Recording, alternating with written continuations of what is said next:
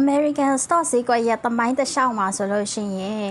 1990ကျော်ခုနှစ်တုန်းကဖြစ်ပွားခဲ့တဲ့ dot-com bubble ဖြစ်ရပ်ပြီးတဲ့နောက်ပိုင်းမှာအခုလက်ရှိအနေအထားဟာဆိုလို့ရှိရင် dispersion အမြင့်ဆုံးအနေအထားမျိုးကိုကြုံတွေ့နေရတာမျိုးဖြစ်ပါတယ်။ဒါဆိုရင် dispersion ဆိုတာကဘာလဲပေါ့နော်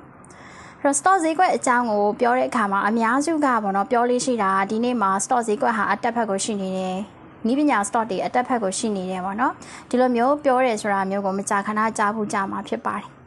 ဒါပေမဲ့အဲ့လို stock ဈေးကွက်တက်နေတယ်ဆိုတဲ့အခါမျိုးမှာဒီဈေးကွက်ထဲမှာရှိသမျှ stock တွေအားလုံးဟာအတက်ဘက်ကိုတပြိုင်နက်တည်းသွားနေကြတာမျိုးတော့မဟုတ်ပါဘူး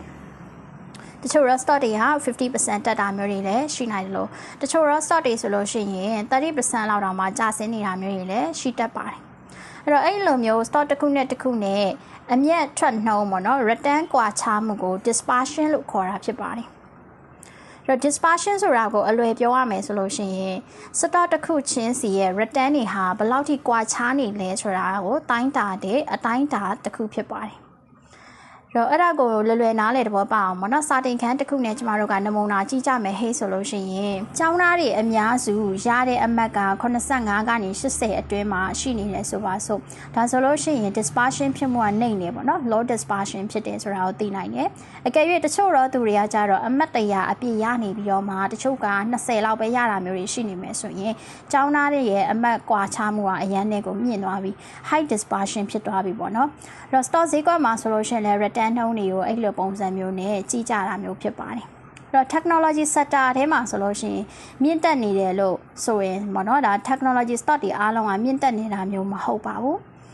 အဲ့တော့ professional investor တွေဟာဆိုလို့ရှိရင်ဘာကိုကြီးကြလဲဆိုတော့ tech sector တခုထဲမှာတင်ပဲပေါ့နော်ဘယ် company တွေကတော့အရန်ကိုကောင်းမွန်တဲ့ return မျိုးတွေအမြတ်ပြန်ရနှုန်းတွေရှိနေတယ်ဆိုတာမျိုးကိုကြီးကြတယ်ဘယ် company တွေကတော့အမြတ်ပြန်ရနှုန်းတွေအများကြီးမရှိဘူး return တော့မကောင်းနိုင်ဘူးဆိုတာမျိုးတွေကိုတို့တွေရွေးချယ်ပြီးတော့မှပေါ့နော် invest လုပ်ကြတာမျိုးဖြစ်ပါတယ်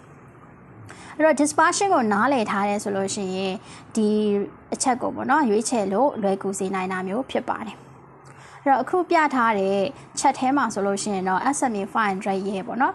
Information Technology Index တွေက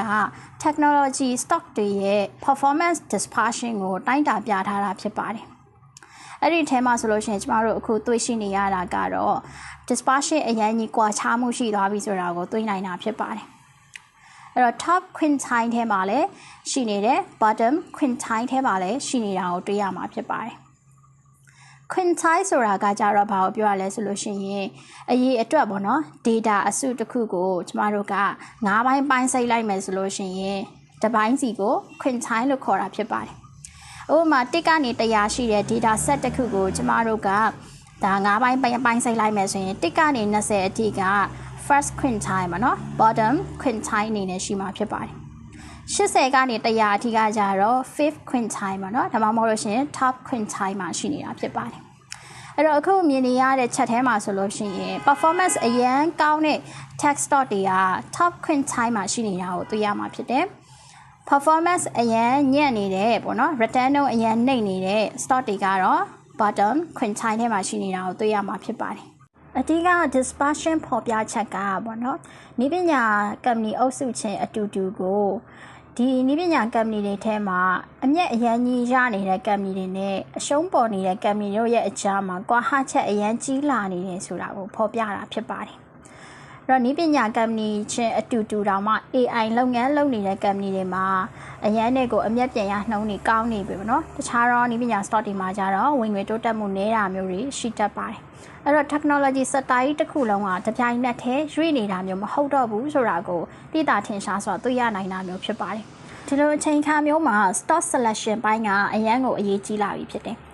dispersion နှိမ့်နေတဲ့အချိန်မှာတော့ stock အများစုတို့ဟာဆိုလို့ရှိရင် return နှုန်းတွေကမတိမ်မယိမ်တိတ်ပြီးတော့မှကွာဟမှုမရှိကြတဲ့အတွက်ကြောင့်မလို့ပေါ့နော်လားရာဥတီချက်ဟာတူညီတဲ့ဘက်မှာရှိနေတယ်တူညီတဲ့အရွေ့နဲ့ရွေ့နေတာမျိုးဖြစ်တယ်အဲ့လိုအချိန်ခါမျိုးမှာဆိုလို့ရှိရင် investor တွေအနေနဲ့ဒါ passive investing လုပ်ထားလို့အတင်းတော်တဲ့အနေအထားမျိုးဖြစ်တယ်ပေါ့နော်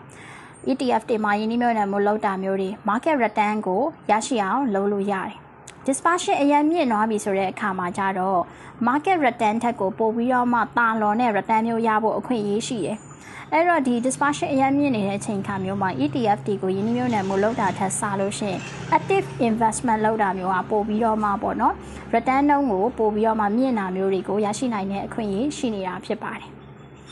တော့ဒီ dispersion ဖြစ်မှုကိုနားလည်ထားမယ်ဆိုလို့ရှိရင်တော့ဒီ investor တွေအနေနဲ့ပေါ့နော်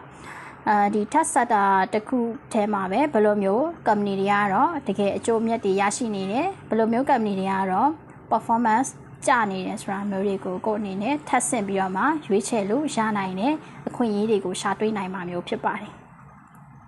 အဲ့တော့ယင်းနှမြုံနယ်မှုတစ်ခုလုံးတော့မယ်ဆိုလို့ရှိရင် sector ရွေးတာမှန်ယုံနဲ့မလုံလောက်ပါဘူးအရေးကြီးတာကအဲ့ဒီရဲ့ sector ထဲမှာပေါ့နော်မှန်ကန်တဲ့ company မျိုးကိုရွေးချယ်နိုင်ဖို့လိုတာမျိုးဖြစ်ပါတယ်ဒါကိုသိနိုင်ဖို့ဆိုလို့ရှိရင် dispersion ကိုနားလည်ထားဖို့လိုအပ်တာမျိုးဖြစ်ပါတယ်ဗီဒီယိုလေးကိုကြည့်ရှုပေးကြတဲ့အတွက်အားလုံးကျေးဇူးတင်ပါတယ်ရှင်